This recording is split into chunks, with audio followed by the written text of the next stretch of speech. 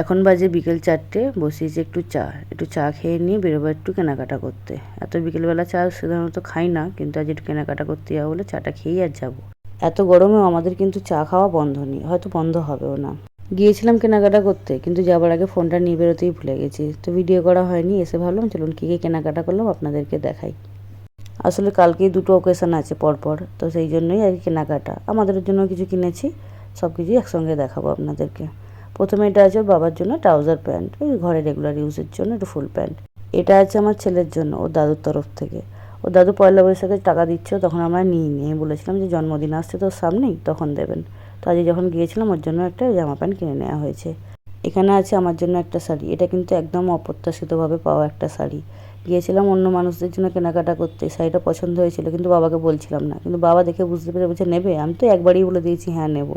বলতে বললো নেবে তাহলে নিয়ে নাও, বলতে এটা নিয়েছি। এটা ইক্কাত ডিজাইনের শাড়িটা খুব পছন্দ হয়েছে আমার। এখন খুব ম্যাট ম্যাট ধরনের কাপড় খুব পছন্দ হয়েছে, তো এটা আমি নিয়েছি আমার জন্য। দেখতে খুব ভালো লাগছে কাপড়টা, দাম যে অনেক নিয়েছে সেরকমও না, কিন্তু কোয়ালিটিটা খুব ভালো। সিদ্ধর সহিত সবাই বলে একটু দাম, কিন্তু কোয়ালিটি খুব ভালো হয়, অনেক রকম পাওয়া যায়।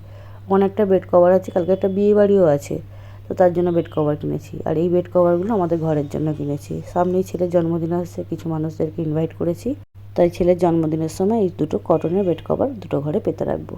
বেশ দেখতে সুন্দর লাগছে। আর এখানে আছে ওই যে কালকে সকালে অন্নপ্রাশন আছে, ওই বাড়িতে যাব, তার জন্য বৌদিদের জন্য শাড়ি, ওগুলো আর দেখাচ্ছি না। আর এখানে আছে যে বাচ্চাটার অন্নপ্রাশনে যাব, তার জন্য একটা গেঞ্জি আর প্যান্টের সেট। আর ওখানে আছে রূপোর দুটো বালা। এই বাজারে তো আর সোনা দেওয়ার সম্ভবই হয় না, তো রূপোর বালাগুলো খুব সুন্দর হয়েছে। আর ওগুলো দেখাচ্ছি না, ওটা তো গিফটের জিনিস, থাক একটু সারপ্রাইজভাবেই থাক। সবগুলো দেখানো হয়ে গেছে, একটু গুছিয়ে রেখে দিই। কালকে যেহেতু সকালে একটা অন্নপ্রাশনের প্রোগ্রাম আছে, রাতে আবার একটা বিয়ে বাড়িরও প্রোগ্রাম আছে, তাই কী কী পরবো সব কিছু বার করে রেডি করে রেখেছি। এই শাড়িটা রাতে পরবো বিয়ে বাড়িতে। তবে শাড়িটা কিন্তু আমার না, যে বছর আমার ছেলে হয় সেই বছরে দুর্গাপুজোতে ওর বাবা দুটো মাকে, মানে আমার মাকে আর ওর নিজের মাকে দুজনকেই দুটো শাড়ি সেম দিয়েছিল, শুধু কালারটা আলাদা ছিল। কিন্তু ওর নিজের মা এখনও পরেনি শাড়িটা, সে আর কোনোদিন পরবেও না, তাই আমার হয়ে গেছে, আমি বানিয়ে নিয়েছি ব্লাউজ পছন্দ মতো। আর এটা পরবো সকালে অন্নপ্রাশন আছে তার জন্য। এই শাড়িটার প্রথম ভেবেছিলাম ব্লাউজ পিস আছে, দেখলাম না ব্লাউজ পিস নেই, ফলস পাড় বসালাম কিন্তু ব্লাউজ পিস বানাতে পারিনি। এখন আমার এই কালারটা খুব পছন্দের কালার হয়েছে, এই কালার দেখলেই আমার খুব নিতে ইচ্ছা করছে, বেশ পছন্দ হচ্ছে। আসলে একটু ম্যাট ম্যাট কালার তো বেশ ভালো লাগে। আর ওখানে আছে ছেলের জন্য, এটা আমরা পয়লা বৈশাখে দিয়েছিলাম ছেলেকে, এই ওভার সাইজের ট্রিসটা। এটা কালকে সকালের ওকেশনে পরাবো, অন্নপ্রাশনে পরে যাবে এটা। আর তার সঙ্গে পরাবো এই জগার্স প্যান্টটা। এই প্যান্টটা আগে কিনেছিলাম, অবশ্য নতুন না। আর ওখানে কিছু ওর এক্সট্রা জামা প্যান্ট ভাঁজ করে রাখা আছে, ওগুলো ব্যাগে করে নিয়ে যাব, কারণ এটা তো সাদা, ওর দাগ লাগিয়ে ফেলবে আমি শিওর।